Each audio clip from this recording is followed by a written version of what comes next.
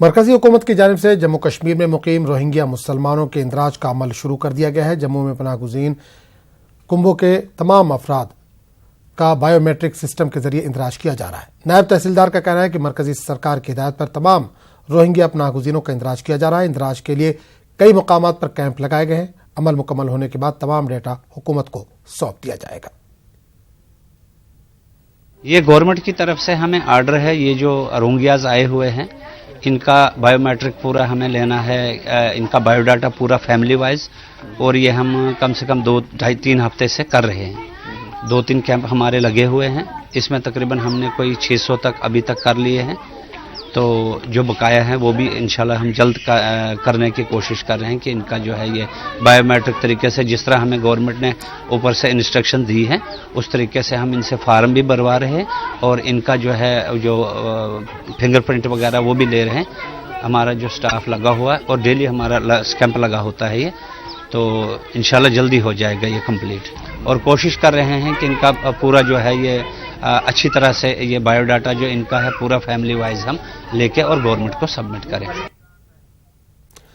नसीरुद्दीन शाह के हालिया बयान पर सुब्रमण्यम स्वामी ने रद्द-ए-अमल जाहिर करते हुए कहा कि अगर नसीरुद्दीन शाह को मुल्क में डर लगता है तो यहां रहने की क्या जरूरत है। इन्होंने कहा कि अगर डर लगता है और उसका सामना करने की हिम्मत नहीं है तो आप इस मुल्क में रहने लायक नहीं है। स्वामी ने कहा कि अगर वो कहीं जाना चाहते हैं तो 1 वे टिकट मुहैया कराया जाएगा। तो ठीक है, डर लगता है तो पासपोर्ट बना के दे देंगे उनको बता दें कहाँ जाना चाहते हैं तो 1 वे टिकट भी दे देंगे। ये डर लगता है और हिम्मत नहीं है इस डर को दूर करने के लिए तो फिर आप दो देश में रहने लायक नहीं है। हम हिंदुओं से भी मिलते हैं जो कहते हैं हमें डर लगता है, ये जब मुसलमान की पॉपुलेशन इतनी बढ़ रही है, जहाँ भी मुसलमान मेजॉरिटी में है वहाँ अल्पमत का कोई जगह नहीं होता है।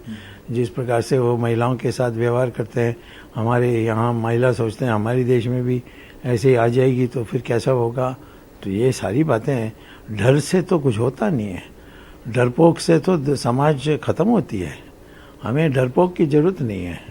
वो डरपोक है तो सिनेमा वाला है, यहाँ रहेगा नहीं रहेगा कोई फर्क नहीं पड़ेगा। तो उसके लिए टिकट 1 वे टिकट बना देने के लिए तैयार हैं जहाँ भी जाना चाहते हैं। अमेरिका जाएगा तो उसका कपड़ा उतार देंगे सिक्योरिटी में, जो कस्टम्स में इमिग्रेशन में मुसलमान नाम देखते वक्त उतार देते हैं, तो वो सहन कर सकते हैं तो कोई प्रॉब्लम नहीं। अल्बर्ट पिंटो को गुस्सा क्यों आता है, ये रद्द-ए-अमल है अदाकार अनुपम खेर का, जिन्होंने नसीरुद्दीन शाह के हालिया बयान पर तंज करते हुए कहा कि हमारे मुल्क में हर शख्स को बोलने की मुकम्मल आजादी है। उन्होंने एक फिल्म की थी अल्बर्ट पिंटो को गुस्सा क्यों आता है। तो मेरे सीनियर हैं नसीरुद्दीन शाह साहब, दिल्ली में नेशनल स्कूल ऑफ ड्रामा से सीनियर हैं। हर एक को पूरी आज़ादी है देश में कुछ भी कहने की। ये इसमें बहुत बड़ी बात है कि आदमी जो कहना चाहे बोल सकता है। ये ऐसा देश में हमारी यहाँ इतनी आज़ादी है कि आप सेना को भी गाली दे सकते हैं, आप एयर चीफ को भी बुरा भला बोल सकते हैं, आप सैनिकों पे पथराव भी कर सकते हैं। कि इससे ज़्यादा आज़ादी क्या चाहिए किसी भी देश में। और किसी देश में मुझे लगता है ऐसी आज़ादी नहीं है। तो उनको भी आज़ादी, जो उनका दिल किया उनको बोलने दीजिए, ज़रूरी नहीं कि वो सच है। मुफ्ती मुकर्रम ने नसीरुद्दीन शाह के हालिया बयान पर हिमायत करते हुए कहा कि नसीरुद्दीन शाह ने जो कहा सही कहा है और नसीरुद्दीन शाह ने जो कहा है वो गलत नहीं कहा। लिंचिंग हो रही है, जगह जगह पर हमले हो रहे हैं और गाय के नाम पर लोगों को झूठे इल्ज़ामात में फंसाया जा रहा है। इससे ज़रूर माइनॉरिटी के लोग परेशान हैं। पटना में रन फॉर बिहार का एहतमाम किया गया। इसमें दंगल गर्ल फातिमा सना शेख भी शामिल हुई। फातिमा सना शेख ने बिहार की तरक्की के लिए पटना के शहरियों के साथ दौड़ लगाई। पटना के गांधी मैदान से आयकर चौराहे तक हुई इस दौड़ में न्यूज़ 18 भी मीडिया पार्टनर के तौर पर शरीक हुआ। पहली बार पटना पहुंची सना ने कहा कि इन्हें यहाँ के लोगों का साथ और लिट्टी चोखा काफी पसंद आया। फातिमा सना शेख से खास बात की हमारे नुमाइंदे नील कमल ने। हमारे साथ है अभी दंगल गर्ल और बिहार के लिए वो दौड़ने पहुंची है पटना, फातिमा शेख। आज पटना आपके साथ दौड़ा है, आप क्या कहना चाहेंगी बिहार वासियों को? मुझे बहुत अच्छा लग रहा है एंड थैंक यू, क्योंकि मुझे बिहार के लोग बहुत पसंद है। मुझे उनकी भाषा बहुत अच्छी लगती है, सुंदर लगती है, प्यारी लगती है।